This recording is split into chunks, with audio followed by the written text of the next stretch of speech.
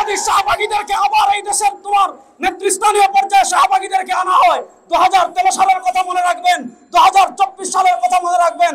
এই দেশের ইসলামপন্থীরা যদি আবার মাঠে নেমে আসে, শাহবাগীরা এই দেশে থাকার জায়গা পাবে না।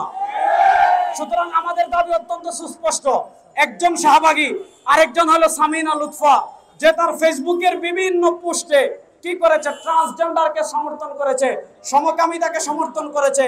আমাদের বাংলাদেশের 92% মুসলমান, আমরা এই দুইজনকে এই শিক্ষা কমিটিতে দেখতে চাই না। সুতরাং আমাদের 1 নম্বর দাবি, আজকে সচেতন নাগরিক সমাজ থেকে আপনারা জানেন এই ব্যানারে কারা এসেছেন। বাংলাদেশের যে 3টা বড় প্ল্যাটফর্ম আছে মুসলমানদের, একটা প্ল্যাটফর্ম হলো জামাত ইসলাম, ওনাদের নেতৃবৃন্দ এসেছেন। ইসলামী আন্দোলন বাংলাদেশের নেতৃবৃন্দ এসেছেন।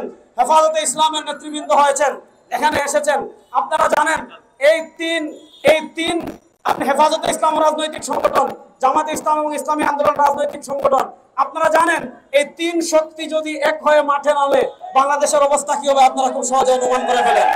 সুতরাং এখানে শুধু এটা কমই আমরা যে আমাদের আলেমদের দাবি, ব্যাপারটা এমন না। বাংলাদেশের ইসলামের প্রতিনিধিত্বকারী, মুসলমানদের প্রতিনিধিত্বকারী যতগুলো সংগঠন আছে, যতগুলো আপনার মত মাসলাক আছে, সবার ঐক্যবদ্ধ দাবি এই দুইজনকে অতি শীঘ্রই আগামী 24 ঘন্টার ভিতর কমিটি থেকে বাদ দিতে হবে। একজন আলেম প্রতিনিধি এবং মুসলমানপন্থী ইসলামকে ভালোবাসেন এমন একজন শিক্ষাবিদকে কমিটিতে যোগ করতে হবে। যদি আপনারা যোগ না করেন, আমাদের ধারাবাহিক কর্মসূচি আসবে।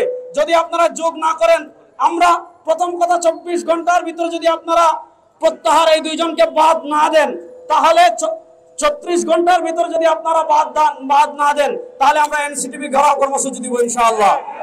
আপনাদের সবার সমর্থন থাকবে তো ইনশাআল্লাহ? জি, আমাদের মাঝে অনেক দায়িত্বশীল নেতৃবৃন্দ এসেছেন।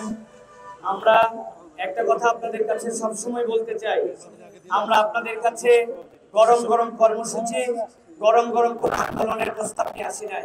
এখানে আমার যে সাংবাদিক ভাইরা এসেছেন, আপনাদের সন্তান আছে, আমাদের সন্তান আছে, আমাদের উত্তর প্রজন্ম আছে। এখন আপনার সন্তান ছেলে হয়েছে, আপনি হওয়ার সময় দেখেছেন, কিন্তু বড় হওয়ার পরে সে যদি নিজেকে নারী পরিচয় দেয়, তাহলে আপনার ওই সন্তানটা আপনার জন্য কিরকম কষ্টের কারণ হতে পারে। আমাদের ভবিষ্যৎ, আমাদের প্রজন্মের যে চেতনা, আমাদের যে অবস্থা, এগুলোকে পরিবর্তন করার জন্য একদল আমাদের সাথে আছে। তারা আমাদেরকে বুঝায় যে আমাদেরকে পশ্চিমার থেকে লোন দেওয়া হবে, বিভিন্ন ধরনের সহযোগিতা করা হবে, কিন্তু এই সহযোগিতা আমরা জানতে চাই যে লোনটা আমাদেরকে দিচ্ছে, লোন কি ভিক্ষা নাকি? লোন তো ভিক্ষা নয়, এই লোন তো আমাদেরকে শোধ করতে হবে। তাহলে লোন দেওয়ার নামে আপনি আপনাদের অপসংস্কৃতি, আপনাদের যেই সকল বসে পড়া আপনাদের সমাজ ব্যবস্থা, সেটি আমাদের উপরে চাপাই দিবেন, আর আমরা চুপ করে বসে থাকবো, এটা সম্ভব নয়। অতএব আমাদের শিক্ষা সংস্কার যৌক্তিকভাবে ইসলামী মূল্যবোধের আলোকে হতে হবে। আপনারা যদি এটা না মানেন, তাহলে আপনাদের জন্য আমরা যে সকল কর্মসূচি দিব, সাধারণ মানুষের সেখানে সম্পৃক্ততা পাবেন। আজকে এই জায়গাতে আমরা দেখতে পাচ্ছি বিভিন্ন পর্যায়ের শিক্ষাবিদরা এসেছেন।